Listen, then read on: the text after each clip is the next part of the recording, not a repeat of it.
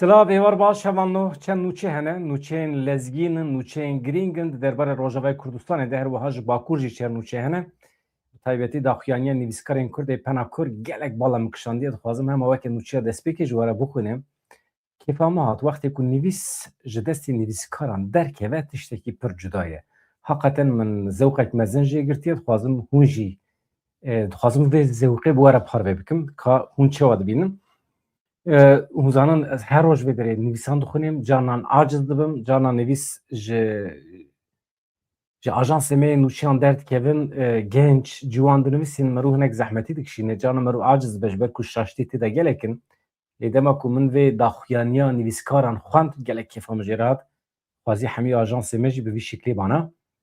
Ev yek ya din jî hevan no ez dixwazim ji we re bêjim, yani ev fikra min e û rastiyê jî, heqîqetê jî Rojavayê Kurdistanê cara yekeme di dîrokê de dibe fermî, herêmeke fermî.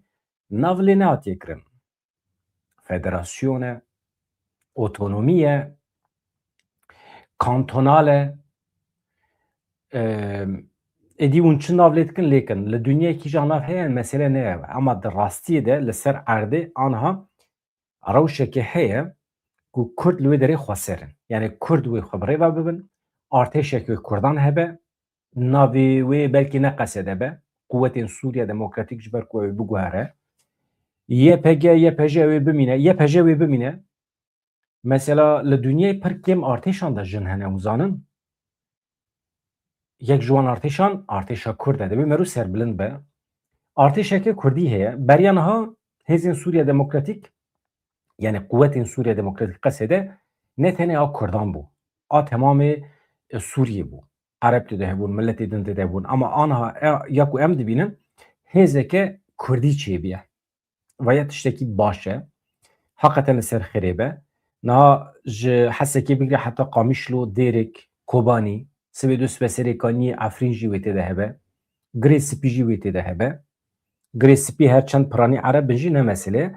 Ew xetek çê dike di navbera Qamişlo û Kobanî de.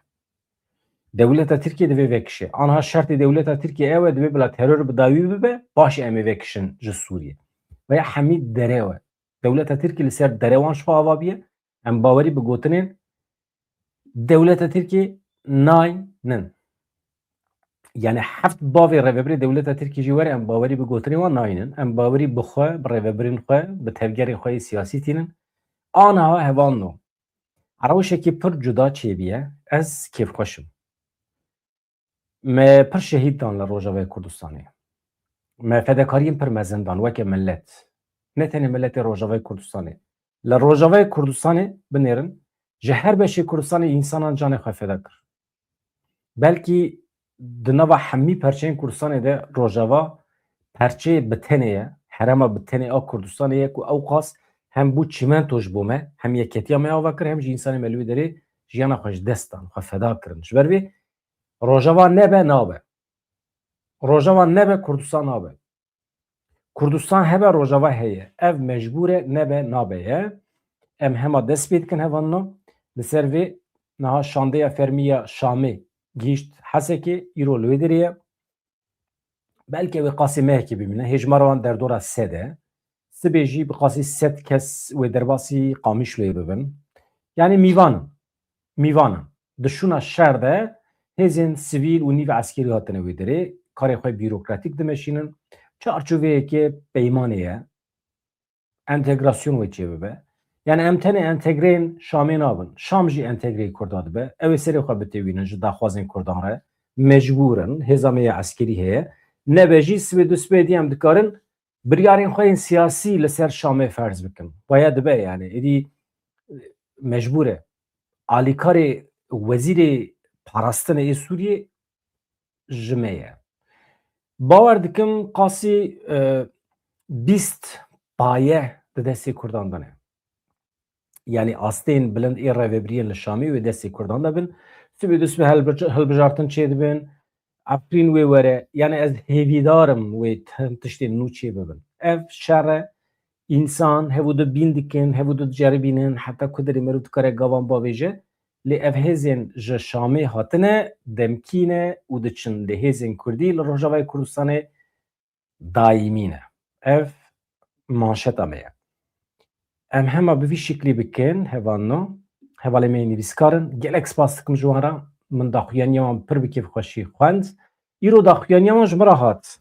Hevalekî ji penê ji me re şand, pena Kurdî, yekêtiya nivîskarên Kurd e. Mala we ava hevanno. Ez jî erka ku dikeve ser min, ez vê daxuyaniya we bigînim temamê milletê me, kesê ku li me temaşe dikin. Hevanno ji we re jî spas dikim. Ha, di vê naberê de rêjeyekî min heye, ez bar dikim we fehm kir, we pêk anî. Niha di van demên de wî de êrişên pir zêde hene li ser qîmetên me ê Kurda, serok û rêberên me hemî êriş hene li ser wan. Vê yekê em qebûl nakin. Em dixwazin qîmetên me werin parastin.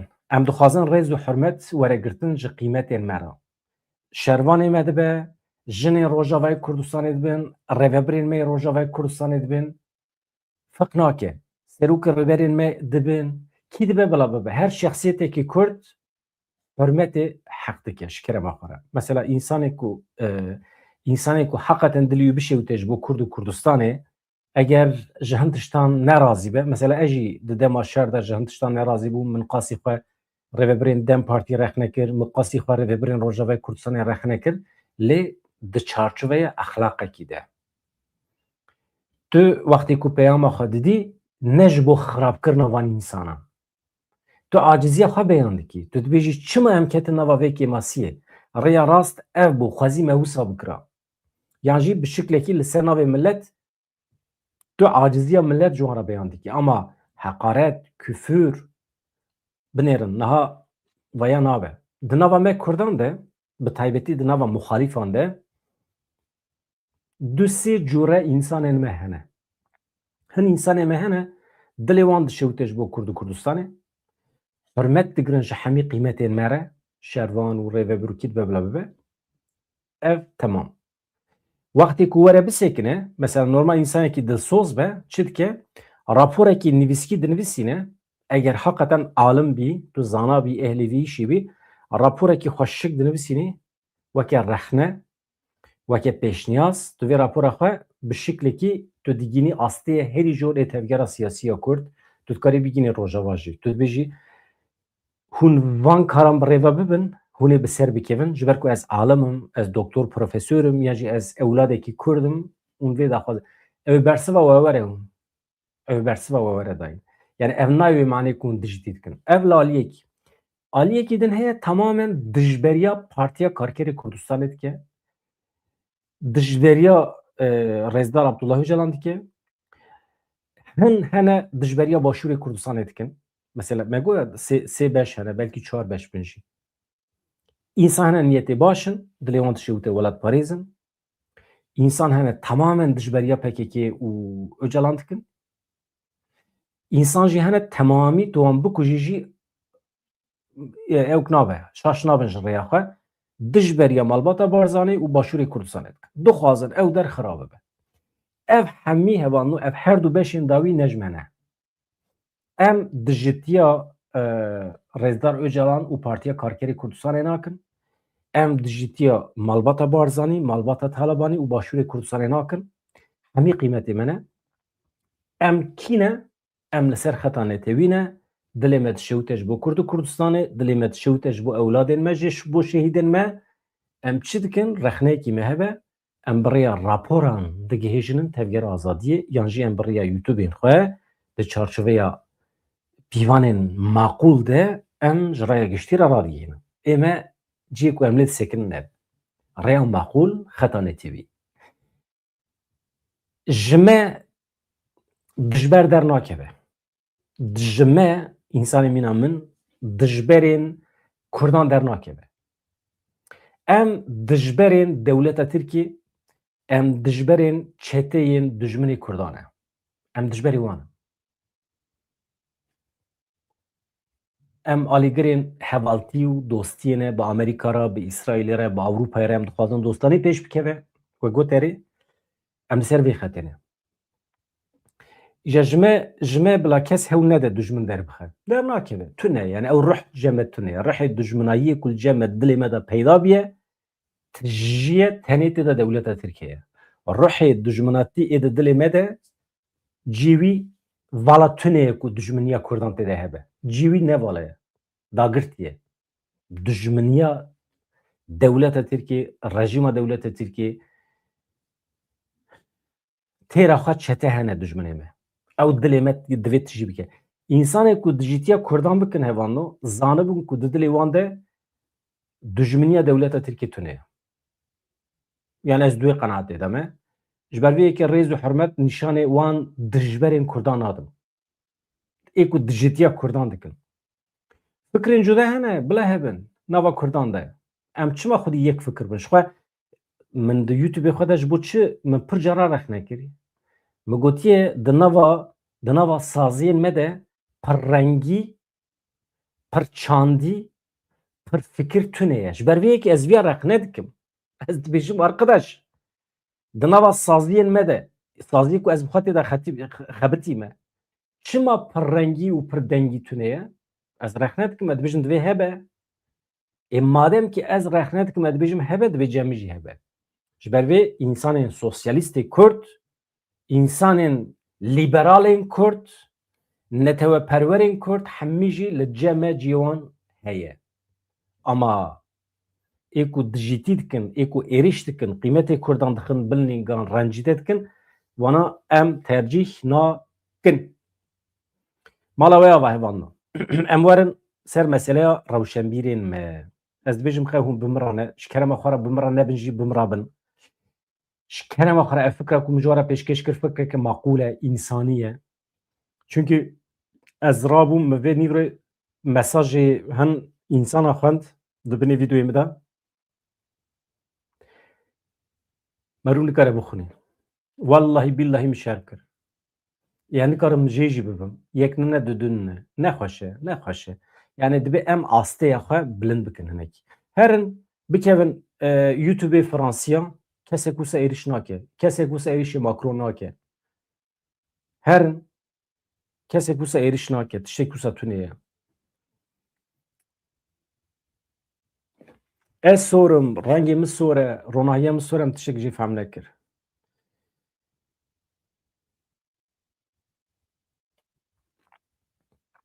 Hevanna. Ez vê nivîsê heta dawî bixwînim, şîrove dihêlim ji we re. Îro bername me gelek dewlemend e, li bendê bin, pir dîmenê xweş jî hene, gotinê xweş jî hene. Di derbarê Rojavayê Kurdistanê de hêviya min gelekî bilind e, baweriya min jî heye.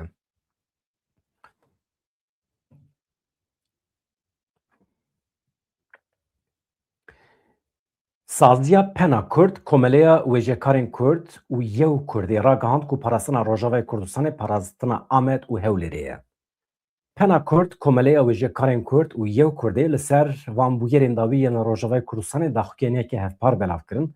Saziyên wêjeyî diyar kirin ku ev dem sed sala man û nemanê ye û banga yeketiya netewî li her kesî kirin. Wekî nivîskar, wekî rewşenbîrên Kurd, wekî nûnerên van saziyan ji bo nirxandina rewşa Rojavayê Kurdistanê hatin cemhev deklarasyoneke hevpar weşandin. Di vê deklarasyona hevpar de û hatê gotin. Heta ku em wekî netewe nebin yek deng, yek helwest, em ê di nava bahozên siyasî yên rojhilata navîn de her tim bê parastin bê statû bimînin. Wekî nivîskar, wekî rewşenbîrê Kurd, em dibin sîwana Pena Kurd, komeleya wêjekarên Kurd û Yew Kurdê de ji bo nirxandina geşedanên li Rojavayê Kurdistanê û diyarkirina helwesteke neteweyî hatin cemhev. Di vê serdemê de ku li ser axa me dîrok ji nû ve tê nivîsandin, me wekî karkerên ziman û wêjê wezîfeya xwe ya dîrokî nîqaş kir û encamên jêrîn bi rêya giştî re parve dikin. Yek. Banga yeketiya neteweyî. Di sedsala man û nemanê de parastina rûmetê. Geşedanên ku îro li Rojavayê Kurdistanê diqewmin, ne tenê guherînên siyasî yan jî leşkerî yên herêmê ne, ev rûbirûbûneke dîrokî ya hebûn û tunebûna gelê Kurd e. Rojava îro bûye dilê berxwedanê û neynika paşaroja me hemiyan. Divê baş bêzanîn ku her derbeke li Rojava dikeve, li canê me hemiyan li xewnên me yên azadiyê dikeve. Rola rewşenbîr û hunermendan. Nivîskar, rewşenbîr, hunermend vicdana civakene. Divê serdemê de erka me ne tenê nivîsandina êşan e lê di heman demê de hûnandina tora yeketiyê ye. Pênûs û deng. Divê pênûsa nivîskaran û dengê hunermendan sînorên destçêkirî derbas bike. Yeketiya mayînde. Em bang dikin ku di navbera rewşenbîrên her çar aliyên Kurdistanê de platformeke mayînde û xurt bêava kirin. Da ku li dijî asîmilasyon, li dijî êrişên çandî bibin mertal. Heta em nebin yek, em ê her kêm bin. Dîrokê gelek caran nîşanê me daye ku perçebûn binketina herî mezin e. Heta ku em weke netewe nebin yek deng, yek reng, yek helwest, em ê di nava bahozên siyasî yên rojhilata navîn de her tim bê parastin, bê statû bimînin. Yeketiya me ne tenê daxwaziyek e. Ji bo parastina rûmet û axa me mecbûriyeteke dîrokî ye. Divê em vê rastiyê ji bîr nekin. Parastina Rojavayê Kurdistanê parastina Hewlêrê ye, parastina Amedê ye, parastina Mihabadê ye.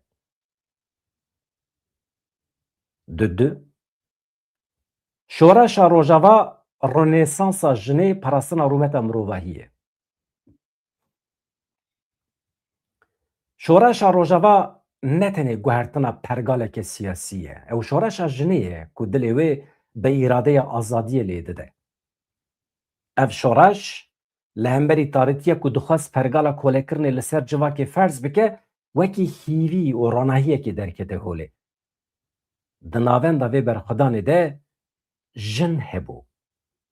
Bi bawerî, bi fikr û raman, bi canê xwe pêşengî ji vê meşa pîroz vekir. Şoreşa Rojava îspat kir ku heta ku jin azad nebe, civak azad nabe. Ew serhildana herî mezin a sed salê ye ku li dijî hişmendiya baviksalar û Daişê hat hûnandin. Pênûsa jinê, mîrasa keziyên jêkirî. Em wekî nivîskar û rewşenbîr, xwe wekî parazvanên vî ruhê dibînin. Pênûsa jina Kurd îro ne tenê dinivîsîne, di heman demê de dîrokê jinû ve ava dike. Ev pênûs bûye mîrasdarê keziyên jêkirî yên jinxasên me ku di oxira rûmetê de canê xwe dane. Ev pênûs bûye dengê wan jinê ku li kolanan, li çeperan, di malan de li ber xwe didin. Ev pênûs bûye nasnameya rûmeta her jineke ku li dijî bindestiyê serî hildide. Erka me ya dîrokî. Em ê rê nedin ku raman, fikir, ked vîna jinê dibin heriya şer, di nava lîstikên polîtikayên desthilatdaran de di tariya hişmendiya paşverû de wenda bibe. Erka me ya herî sereke ye, em her peyva jinê, her hewldana wê ya ji bo jiyaneke nû wekî pîroziyekê biparêzin. Em li her keziyekî, li her kedekî, li her peyvekî xwedî derdikevin. Ji ber ku em dizanin keziyên jinê ne tenê nîşana bedewiyê ne. Ew zincîrên ku dîlgirtina dîrokî dişkînin û jiyanê jinû ve dihûnên. Em carekê din dubare dikin. Şoreşa ku bi destê jinê hatiye avakirin wê bi raman, bi fikir, bi nivîsên me hêbêtir geş bibe. Heta ku jinekê tenê jî bê mav bimîne, pênûsa me wê bê navber tim û tim binivîsîne. Pênûs dengê civakê ye. Wekî afrînerên çand, huner û wêjeyê em îro di qonaxeke dîrokî de soza xwe ya li hember milletê xwe nû dikin. Em baş dizanin ku pênûs ne tenê amûra nivîsandinê ye, lêbelê dengê wijdana civakê ye. Di tarîtiya ronahiyê de. Di tarîtî de ronahî. Em ê bi hibra pênûsa xwe li dijî her cûre tarîtiyê bibin tîrêjên ronahiyê û rêya rastî nîşan bidin. Di serkeftinê de deng. Di rojên geş û pîroz de em ê bibin dengê şahî û serkeftina gelê xwe داکو دستان من نینه جبیر کرن پاراستنا رومتی نویسکار نتنی شاهدی بویرانه او ده همان دمه ده پارازوانی هری مزن یه ماف عدالت حق ناسنامه رومتا جواکا خویه جبرویه که امراد گیهنن که امیل دجی نحقیه بدین نمینن ابه به هزا پیوین خواه به هزا گوتنین خواه هر تم لیکلک حقیقتا گلی خواه بسیکرن 4 بانگ لسازی ناونتویی و رونقبیرین جیهانه ام بانگ لحمو سازی ناونتوی بانگ لرخصن مافی مروان به تایبتی لنویسکار و رونقبیرین جیهانه دکن لدجی زلمه بدین نمینن ایریشین کویرو لسر روجاوی کردستان تنکرن نتنه لدجی گلی کرد لدجی حمو نرخن مروواهی ین گردونینه دستکفتیان بپاریزن او مدل جیان یکو لروجاوی کردستان به فلسفه آزادی شیم بیه میراته هر کسیه که دخواز دموکراسی دیگه برپرسیاری بستینن ام دخواز دکن که رای گشتی یا جیهانی لهمبر وان ایریشین هوو ببه خودی هلوست ببه دنگ خواه لدجی وی نحقیه بلند بکن بدنگی شریکاتی زلمیه ورن ام به هفر خودی لنرخ مروباهیه در بکن اما به پینوسا خواه سینوران راکن به روحی شورش جنه آزادی بینن به رامان خواه یکتیا دلان آوا بکن روجاوا روجلاته کردستان یک ولاته دبیجه نویسکارین ما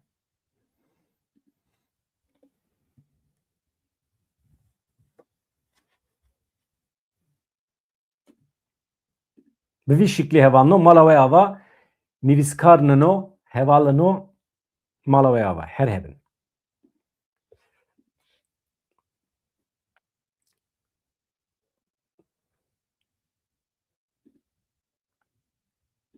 نا هوانو شانده شامی هات حسکی از همه بوارا هم دیمینم پاروه بکم ام به هفرالی بنیرن از وان دیمین همه بینم سر اکرانی به وی شکلی باشتره نوسا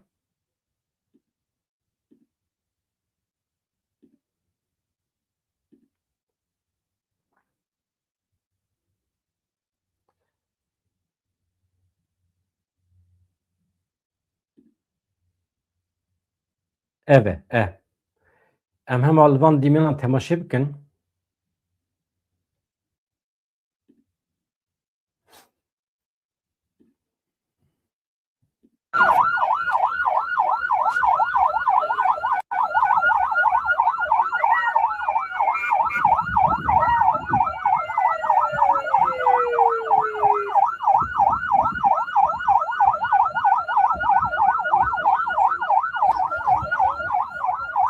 tamam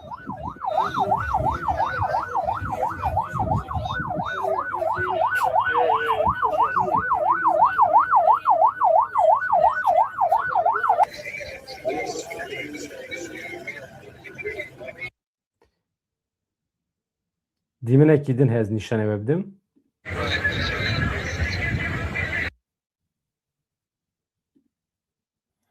نها هوان نو از ایوان دیمینه امی به هر تماشا بکش خو محقق ول سر مدیا جواکیجی بخواد دیتیه نها ev şandaya Wezareta Karê Navxweya Hikûmeta Demkiya Sûriyê gihîş bajarê Hesekê Rojavayê Kurdistanê bi berpirsên hêzên ewlehiya navxweyî bi asayişê re ceviya şandeyekê Wezareta Karê Navxweya Hikûmeta Demkiya Sûriyê di çarçoveya bicîhanîna peymana sî çile 2026 di navbera hêzên Sûriya Demokratîk Qesedî û Hikûmeta Demkiya Şamê de îro derbasî Hesekê bû. شانده کو جهیزین اولهیه ین سوریه پکته به هواهنگیا هزین اولکاری نفقایی یعنی آسایش روجاوی کردستان حسکه چو آواهی ترافیکه آب باجر لوی دری جوینکه چاپمنی جوینکه هاته چیکرن ل چاپمنی گرتی بو از باورتکم بریا کو جوین دست ببکه رهبرین هزین اولهیه نفقایی سوریه پارازگیا حسکه جالی حکومت دمکی و هاتیه تاین کرن مروان علی رهبری گشتی آسایش سیابن افرین جرات بيجي محمود خليل علي پرسین روزنامه‌گران برسواندن بریا جوینه د جوینه د چه هاتیا خفتن و اشکره بشخواد تشتکی پرزیده نکاره وره خفتن تنی باسه هن detayyan دکن او تشتین تکنیکی نه yani ki çeva xwaqeyt dike li kuderê cih dibin Siyaben Efrîn diyar kir ku ew peymana di navbera Qesiyê de û hikûmeta demkî de bi cih tînin. Yani wekî din erka wan tune ye tenê ji bo wî hatine. Siyaben Efrîn destnîşan kir ku armanca vê rêkeftinê rawestandina şer e, rêgirtina li ber rijandina xwînê ye di navbera her du aliyan de.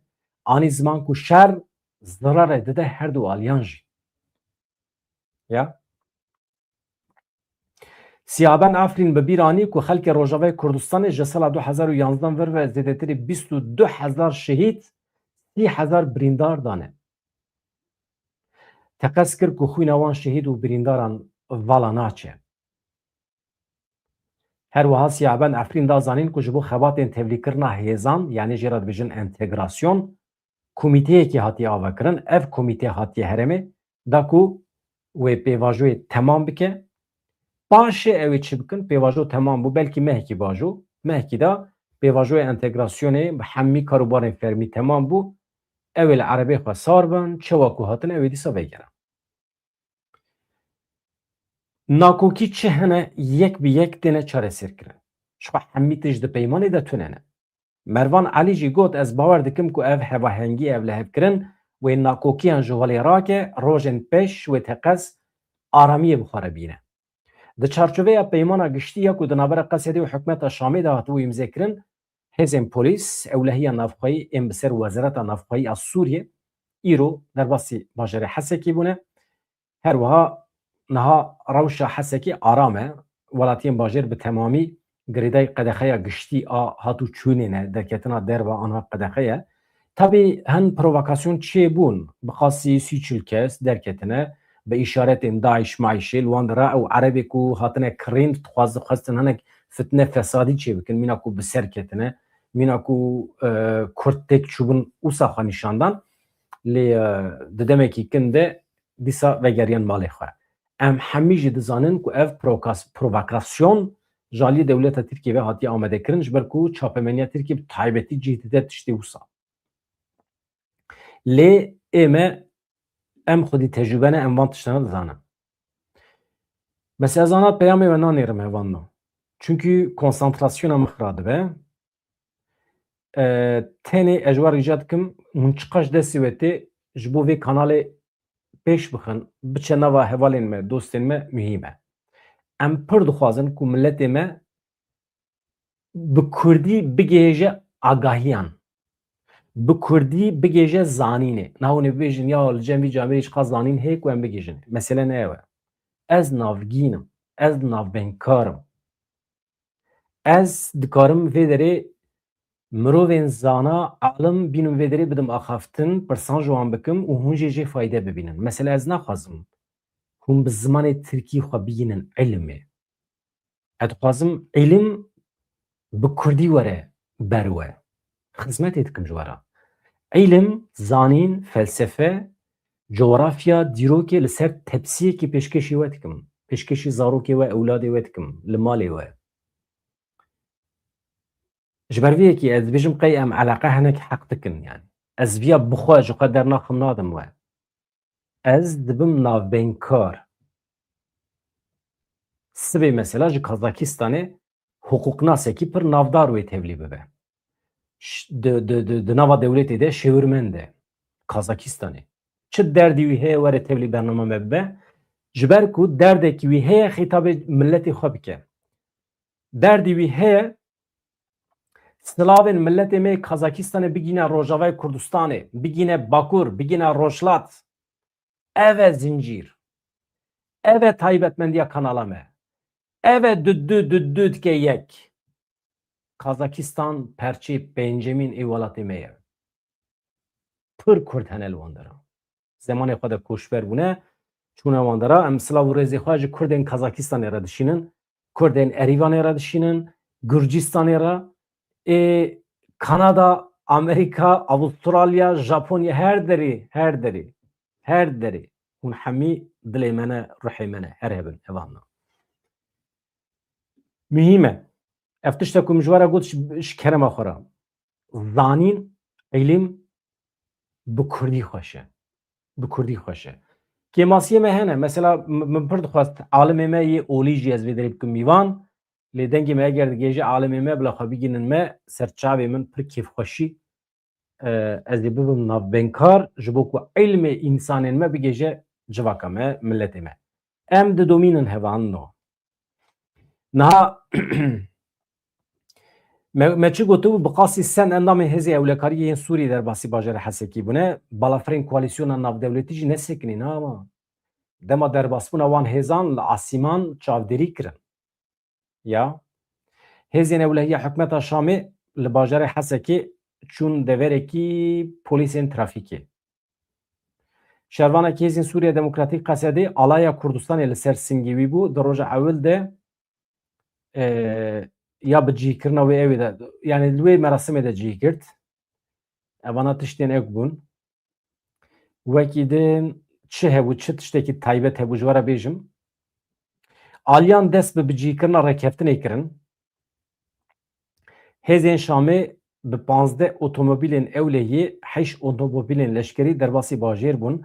Revebirê Ewlehiya Navxweyî Hesekê Merwan Alî jî çi gotibû em ji bo bi cîhanîn re rekeftinê hatine vê derê da ku xizmeta ewlehî û aramiya xelkê bikin. Berpirsê Hêzên Ewlehiya Hundirîn jî Siyabend Efrînî ji xwe gotina wî me ji we re got çi dibêje di nava wan de hevahengî heye. Ya hevalekî heye ez xwarim dibê ev gencekî me heye li ser medya civakî dîtiye aman dibê muhaqqaq par veke. Ya bi Xwedê ez ê par vekim. Ez ê par vekim ama aha. Ez vê nûçe xwe pêşkêş kim paşê wî ciwanê me par vebikim. Ji ber ku me ser medya civakî pir zêde hatiye hezkirin. Xortekî pir bedew e. Bedewî xwe dibêjî. Berpirsê hêzên ez îro kêfxweş im. Rojavayê Kurdistanê bawekî fermî aniha hatiye naskirin. Statûya wî heye edî. Statûya Rojavayê Kurdistanê heye hevan. Hat naskirin Rojava. 14 salan me heremeke de facto birêve bir. Bê statû bû. Aniha hem Amerîka nas dike, Fransa nas dike, Ewropa nas dike. Îro ev herem sibê dûspê navekî ji lê tê kirin. Hûn ê bibînin. Ha provokasyon çê dibin? Erê. Dewleta Tirkiye rehet sekine? Na. Dewleta Tirkiye rehet nasekine. Dewleta Tirkiye wê ajanê xwe bişîne rojava. Ew ê zorê li colanî bike. No hûn ê bibînin. Siyabend Efrînî destniyê şan kir ku hebûna Hêzên Şamê wê tenê li Hesekê Qamişloyê sînordar be. Ev heyet ji bo demekî hatiye ew ê piştre derkevin. Tabii li gorî biryarê sent bi qasî sed yani sed. Sed endamên din ên ewlehiyê jî sibê yani sisê sibatî ew ê derbasî Qamişloyê bibin. Hêjmara wan jî wê bigêje bi qasî di süd yani temam hêza ku hatiye Qamişlo û Hesekê. Kobanî jî bi aynî şeklî doh derbasî Kobanê bûn. Îro jî ez bawer dikim çûne wê derê. Ya dewleta Tirkiye dijmin e ya. Dewleta Tirkiye neynin bîra min ya. Ew sînorê Murşîd Pînar li wê derê girtine nahêlin kamyon derbas bibe. Nahêlin mamayê zaroka derbasî Kobanê bibe ya. Îro jî 20 kes girtine li Heqariyê û Colemêrgê li wan dera. Ciwanekî me îşkence kiribûn. Niha ciwanê me heqeten di komaya de ye. Rewşa wî pir xirab e. Nûçe me Amedê kiriye. Dewletekî pîs e ya. Dijminê Kurda ye ya. Cî ew dewlet lê çawa wexta we çê dibe hûn dijberiya Kurdan bikin ya. Çawa wexta we çê dibe ey Kurdino. Ya dijîtiya dewleta Tirkiye bikin ya. Hakikaten ya. Hin hevalê me jî hene li ser Twitterê hakikaten ya.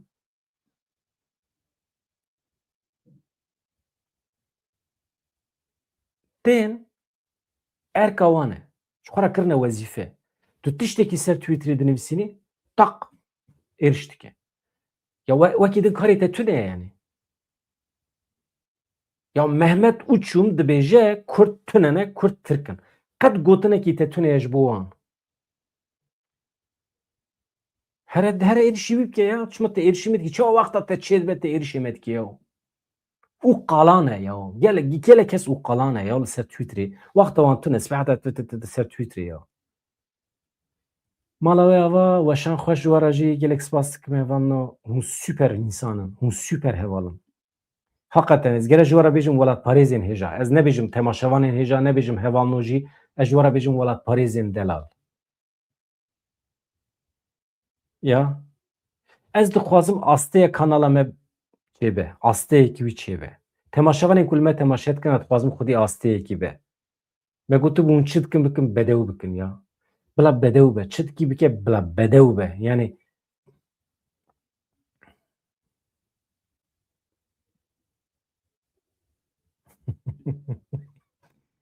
komîkin jî, hevalê me komîkin jî, welatparêzên delal.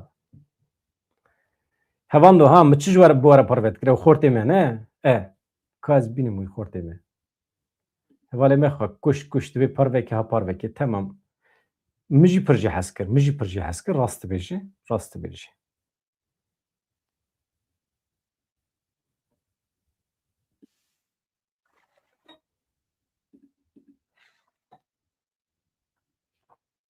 Hat.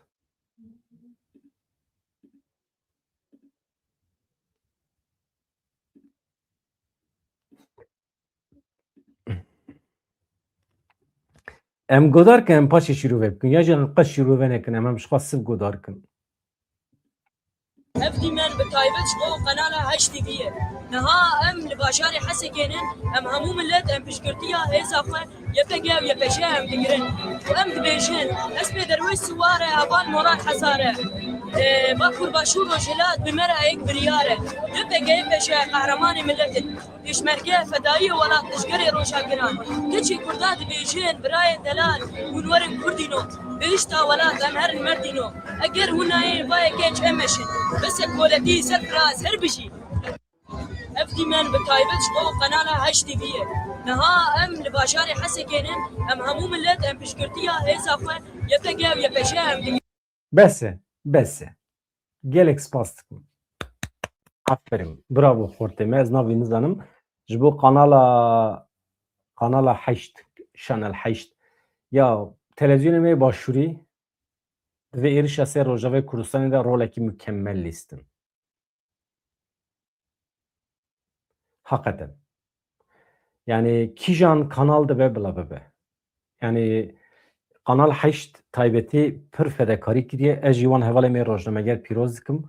Bi Xwedê Rûdaw jî. Rûdaw hem di komkirina alîkariyê de yani qasî 330 tir kamyon tijî alîkarî seferber bûn ji bo Rojava. Kanalê me din jî baş bû yani baş bû. Kanalê me Ewropayê di hefteyên dawî de dest bi weşana taybetkirin lê mala wan ava. Mesela xelkê jî eleqa nîşanda. Xelkê jî temaşe kir, xelkê jî berê xwe daye. Wextê mirov xizmetê bike xelk meriye temaşe dike tabîkî. Mirov wextê dest bi weşana taybet bike, mirov xizmetê bike xelk jî bersivê dide. Mirov xizmetê neke, xelk bersiv nade. Bi vîya we. Ya hûn bijîn, hûn bijîn. Hûn bijîn. Na bi Xwedê Ronahî TV jî pir baş xebitî. Pir baş xebitî. Stêrk TV jî baş bû. Pir performansekî xweş nîşanda. Yani ez jî na bi Xwedê ez ji dil dibêjim. Bi taybetî Selman Aslan performansa wî pir bilind bû. Erê wallah. Hevalê din ez nabêjim, nizanim ama ez tenê wî hevalê me dibînim. Wekî din li ser gotinê we dibêjim. Hûn dipirsin. Baş e. Hevalno em bidomînin. Ev xortê me pir hêja ye. Ez dixwazim mesela ev e encama perwerdeyî ye. Wextê ku tu bi tirkî biçî perwerdeyî, tu nikarî van şîgeran bixwînî. Tu bê par dimînî. Ez vaye dixwazim mesela edebiyata me, zanîna me, ilmê me bi Kurdî bigêje malê we. Ev e. Kanalekî tirkî dikare vana biweşîne? Nikare. Ya ji ber vê kanalê me dibe dewlemendiyê me bigînin civakî. Ê Kurdewar. Ya. Mesele ev e.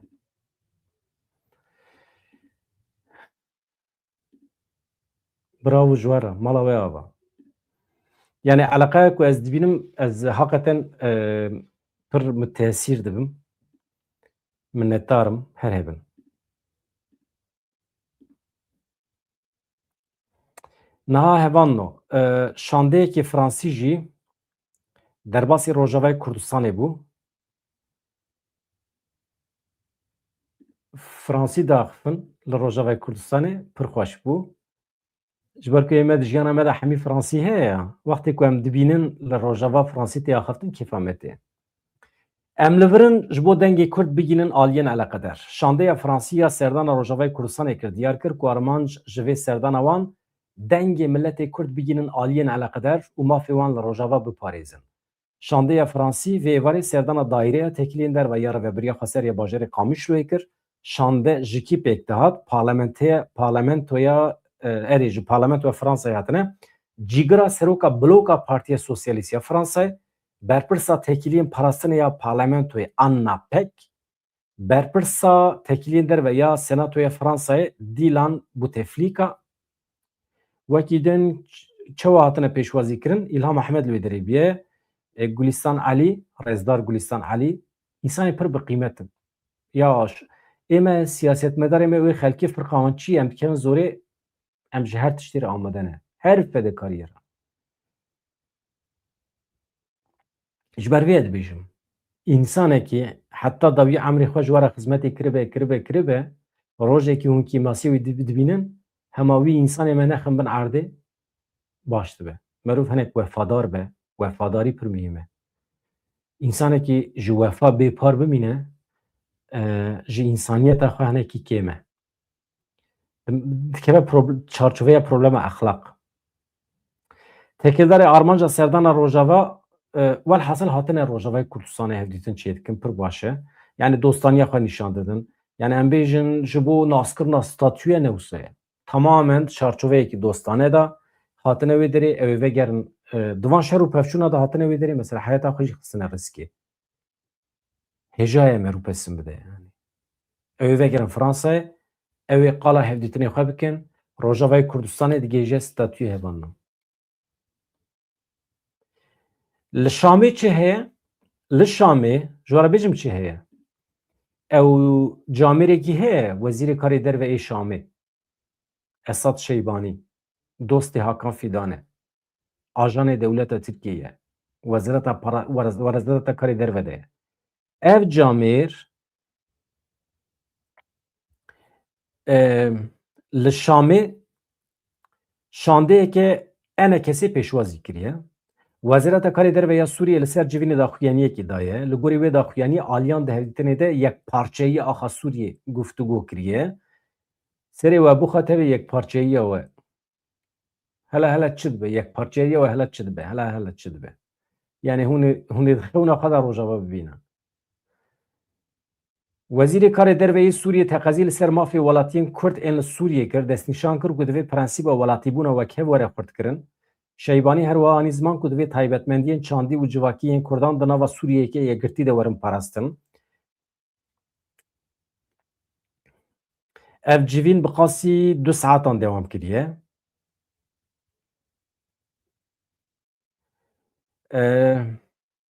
Şandeyê enekesê biryarnameya Serokkomariya ya Hejmar 13 wekî pêngaveke girîng ji bo bidestxistina mafê Kurdan nirxandiye. Nizanim. Yani biryarnameya Serokkomar ji bo min meana wî tune gerek di destûra bingehîn de hebûna Kurdan were bicihkirin. Bibe dîrok. Ev biryarname yani biryarname mîna Tayyip Erdogan ya kanûn hükmüne kararname. Tiştekî wisa ye. Hükmü wî tune ye. Sibê hikûmetekî nû were davê çöpê yani. Meana wî tune ye. Divê destûra bingehîn de were bicihkirin. Yani destûra bingehîn jî dişe çöpê ya. Ew jî ne kelamekî ilahî ye. Destûra bingehîn çi ye yani? Kenan Evren hat destûra bingehîn avêt çöpê yeka nû çêkir yani. Ew jî tişe. Meana wî tune. Meana medeniyet ya. Mirovahî ya. Hevû du qebûlkirin ya. Demokrasî jî nabêjim. Nabêjim demokrasî. Medeniyet. Merû însan be ya. İnsan be. Tiştê ku ji bo xwe dixwazî ji bo cîranê xwe jî bixwazî.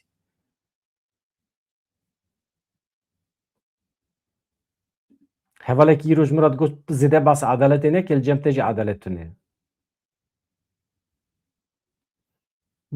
Belkî maftar e. Belkî maftar e. مرو جانا خو نابینه راسته ایکو چونه شامی جه انه کسی هون کینه اجبره بیجم دروکی انه کسی محمد اسماعیل بردف کی انه کسی فیصل یوسف اندام سرکردایتی انه کسی فصلا یوسف سلیمان اوسو نیمت داود دو ناو دشبن هف نه یکن ها فصلا یوسف کسی کدنه فیصل یوسف کسی کدنه نها شینین دری کی جی تشتی پر خوش آمدید کن دیمن هنه اجوره از بینم سر اکرانه اوانا دیمن خوارنه نه بنیرن دیمن خوارنه هنه گنده من آنی بیرامن که هات سر اکرانه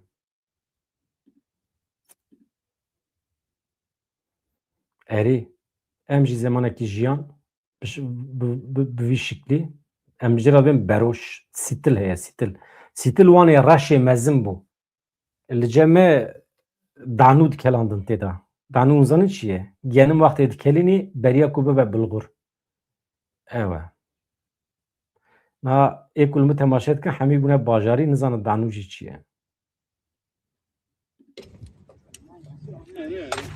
لگوری و چید کنه انسان انمه که تخمین بکن چید کن اجوره بیجم چید کن افشینین باجاری خانه سوری ایگونده گرکی دجویرن باجاری دری که جه شروان را خوارنه آمدد کن دچن انیه شهر لوان بلافت کن برو حکی برپرسیاری هفگرتنا جواکی خلکی باجارو که خینا سوری گونده گرکی دجویر این دری که خدمتی دکن جه شروانان را وکی دن مورال دترمان زارو که وانن yani pergale ki bir şekli çekirne. شرزك مقالي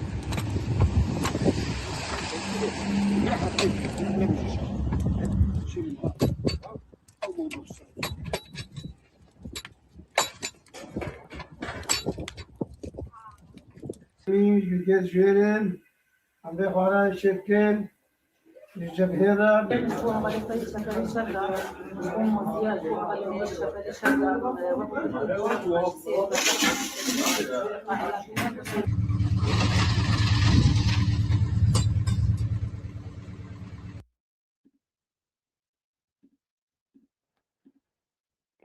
Bes evkas.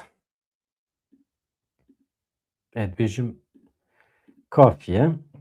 Şandeyeke Irak'e giriş Süleymaniye Serokwezîrê Iraqê Muhammed Şia Sudani bi şandeyeke bilind ya siyasî çarçoveya hemahengiya şiî ji bo hevdîtinan bi berpirsên payebilind yê Herêma Kurdistanê re gihîşt bajarê Süleymaniye.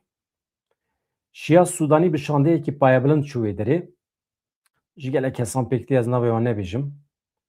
Velhasil ji bo niyetekî baş çûne wê derê dixwaze ji xwe re alîkarî kom bike.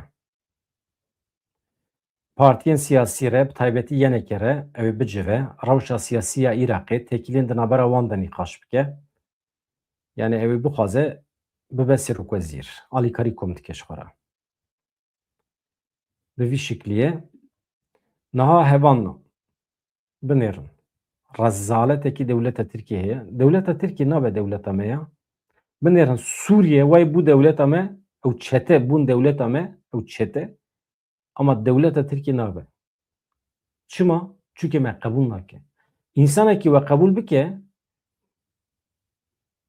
yani qebûl dike ama dewleta Tirkiye qebûl nake ya.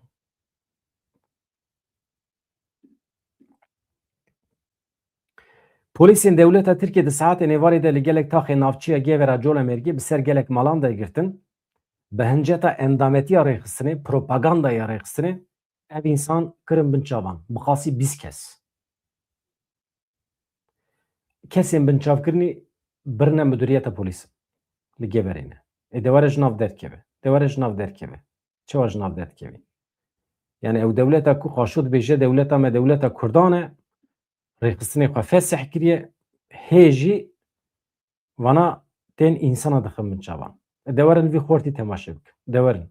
Ya ev Diyar Koç e.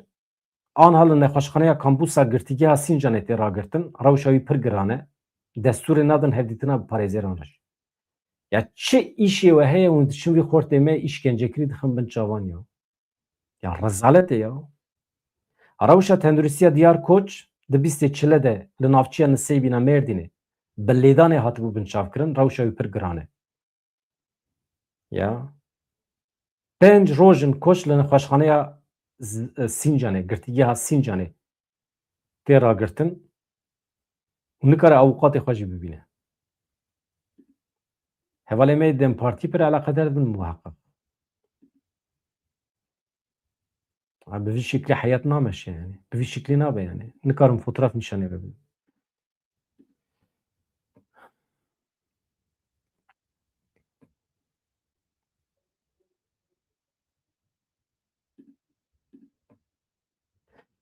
Serokwezîrê İsraîlê Benyamin Netanyahu gef li Îranê xwar, dibe kî êrişê me bike wê berdêla wê gelekî giran be. Benyamin Netanyahu Serokwezîrê İsraîlê di pêvajoya ku egera destwerdana leşkerî ya Amerîkaya li hember Îranê tên nîqaşkirin, peyamên tund dan Rêveberiya Tehranê. Netanyahu got her êrişeke li hember İsraîlê wê bibe sedama encamên ku nayêne tehemûl kirin. Netanyahu da axaftina xwe ya bi boneya salvegera heftê û heftemîn a damezrandina parlamentoya İsraîlê teqes kir ku ew li hember gefên li ser ewlehiya welatê xwe amade ne. Benyamin Netanyahu bahsa Îranê jî kir. Em li hemberî her cure senaryoyan şiyarin. Kî êrişê me bike dê berdolekî giran bide. Li aliyê din daxuyaniya kuşka spî heye. Nûnerê taybet ê rojhilata navîn serokê Amerîkayê Donald Trump, nûnerê Donald Trump e yani gencekî ye Steve Witkoff. Sibê diçe İsraîlê.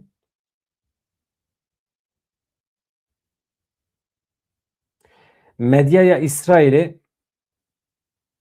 ew ê gençlî ne ya? Kîjan e? Ya Steve Witkoff e gencê ixtêra nizan naybîra miroyî. Medyaya İsraîlê ragihand ku çavlerêya Witkoff bi sererkanê İsraîlê Eyal Zamir re bicive. Netanyahu berê jî anî ziban. Eger İran êrişê İsraîlê bike bersivekî tund ew ê bigire. Di vê naberê de hevan medyaya İranê tiştekî dibêje medyayê İranê hûzan çi dibe Tehran û Washington dest bi danûstandinê kirine. Hem jî bawekî fermî. Medyaya navxweya Îranê belav kir ku Serokkomarê Îranê Mesûd Pezîşkiyan ferman daye ku di derbarê dosyaya nuklerê de bi Amerîkaya re dest bi gotûbêjan bikin, dest bi danûstandinan bikin. Ajansa Tesnîmê Spart çavkaniyekê agahdar piştrast kir ku tê pêşbînîkirin di çend rojên pêşiya me de danûstandin di navbera Îran û Amerîkayê de bi beşdariya berpirsên payebilind ên her du welatan dest pê bikin. Civîn ku derê dem û cî temam ê civînê nehatiye diyar kirin. Lê tê texmîn kirin ku danûstandin di asta Wezîrê Karê Derve Îranê Abbas Erakçî û nûnerê taybetî Amerîkayê Steve Witkoff dibin. Berdevkê Wezîreta Karê Derve ya Îranê îro İsmail Beqayî beyan kir ku welatê wî li ser pêkhateya danûstandinan ew ê ku muhtemel yani danûstandinên ku dikarin pêkwerin ên bi Amerîkayê re hin hûrgiliyan lêkolîn dike. Ka çewa çêbibe, li kudirê çêbibe, ew ê behsa çi bikin filan bêvan. Yani Türkiye, Mısır, Katar hewl didin vê heftê civînekê di navbera Steve Witkoff û berpirsên Îranê de li Enqerê li Tirkiye amade bikin. İddiayekî bi vî şeklî jî heye yani. Yani çavkaniyekê li Amerîkayê jî beyan dike yani iddia ne vana Trump jî amade ye di nava vê heftê de danûstandinekî pêk bîne. Yani bila ser xêrê be rejima İranê bi hilweşiya baş dibû. Lê em naxwazin milletê sivîl zerar bibîne. Milletê sivîl herî zêde ji rejîmê zerarê dibîne. Niha mesele ew e. Rejîmê lê xistiye 6500 însanê me li wê derê qetil kiriye. Di nava mehekî de. Ji ber wan serhildana. Ev rejîm divê daribe bixwe. Tabii em dijî şerin. Em naxwazin şer û pevçûn û filan çêbe. Lê ev rejîm divê hilweşe. Çawa hildiweşe nizanim. Hevan no ez berim cem we. Nûçeyên deqeya dawî binêrim. Ez pir hez dikim dema tam diçim duçên deqeya dawî dinêrim tiştekî xweş heye ji wara pêşkêş dikim pir kêfam dê. Mesela Britanya dibe jinên Kurd di Rêveberiya Sûriyê de cih bigirin. Pir xweş e. Mesela Britanya daxuyaniyekî bi vî şeklî de ye dixwaze jinên Kurdistanî ên Rojavayê Kurdistanê bi lehengiya xwe tê naskirin divê di nava Rêveberiya Sûriyê de cih bigirin. Kî dibêje balyozê Britanyayê Netewên Yekbûyî. Navê wî çi ye? James Kariuki. Xweş e. Divê jinên Kurd divê di nava Rêveberiya Şamê de cihê xwe bigirin. Sibê du sibe piştgirî wê gelekî zêde bibe. Ji bo Kurdan. Mi basa çi dikir ji wara? Na min dixwast ez hinek li peyamê we binêrim ya. Ka we çi ji min re nivîsiye. Ahmed Aslan. Tu tam aslanî mala te ava. Gelek spas dikim. Ev 10 abonment yani tu çawa mi tam fehm nekîne mesele çi ye? 10 abonment çawa tîne? Hevalê me bila peyama da binivîsînin. Mana wî çi ye yani?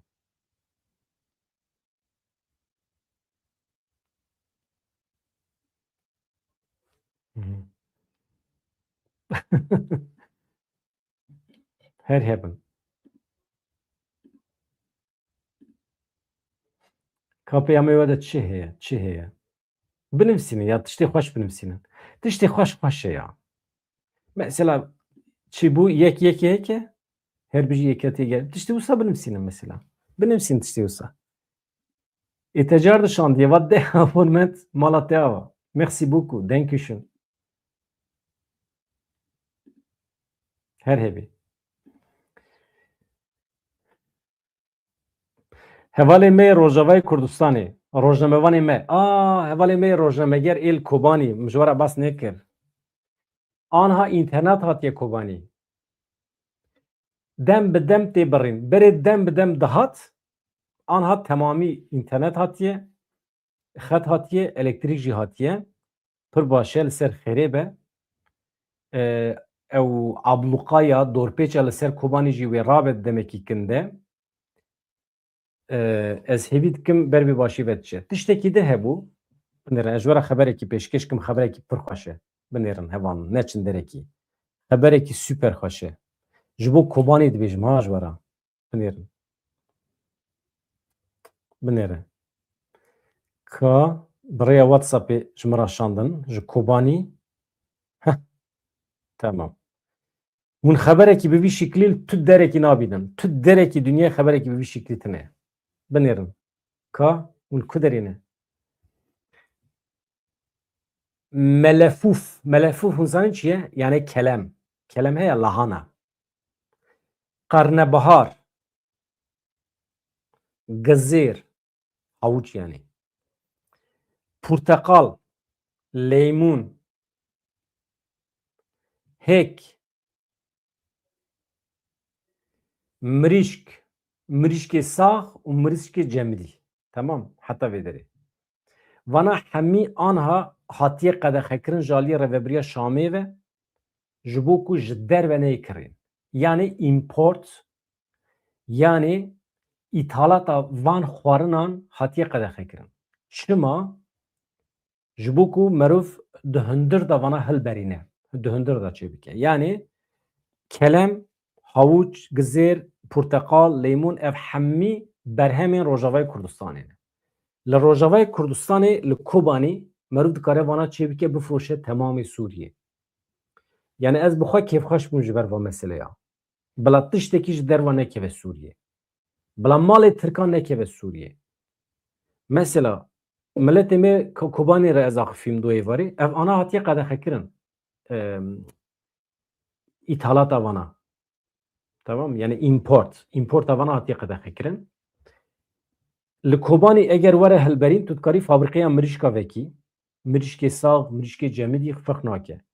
Limon, hêk vana hemî tu dikarî li Kobanî li Rojavayê Kurdistanê ecayîb çê dibe. Kelem, qarnebahar, gizêr. Qas dikarî mesela gizêr bajo. Havuç e ya. Bajo. و بفروشه الشامي چه نابه لو الولات عربه چه نابه يعني لویالی فرات چه نابه چه هي الروجاوا چه دبه avantaja de destê me de pir mezin e. Yani em dikarin temamê Sûriye xwedî bikin. Îja û çaxê peretê dikeve rojava, û çaxê tu dikarî rêyê mezin çêbikî, tu dikarî avahiyan çêbikî, tu dikarî fabrîqa li ser fabrîqeya vebikî. Netirsin em nabin kapitalîst, netirsin. Netirsin. Ahmed Aslan, ez bar dikim tu dostê min ya. Min bar kir tu dostê min î. Gelek spas dikim. Her hebî.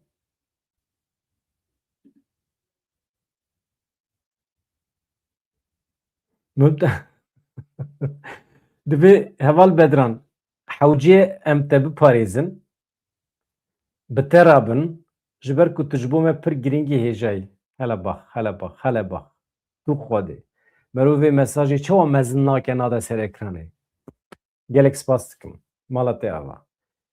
Yê wextê ku em jî ketin ser vê rê armanca me ew bû ku em xizmetê bikin ji wera. Heqeten ez dixwazim pir xortê me, pir keçên me, hevalê me jin mêr fiq nake. Hemî werin em bi hevra xizmetê bidin û em ez pir dixwazim YouTuberê me zêde bin. Tabî min dixwaz televizyonê me jî hevin lê televizyonê me jî yani televizyonê me hinekî armancê wan cuda ne. Tişna be. Armancê wan cuda ne.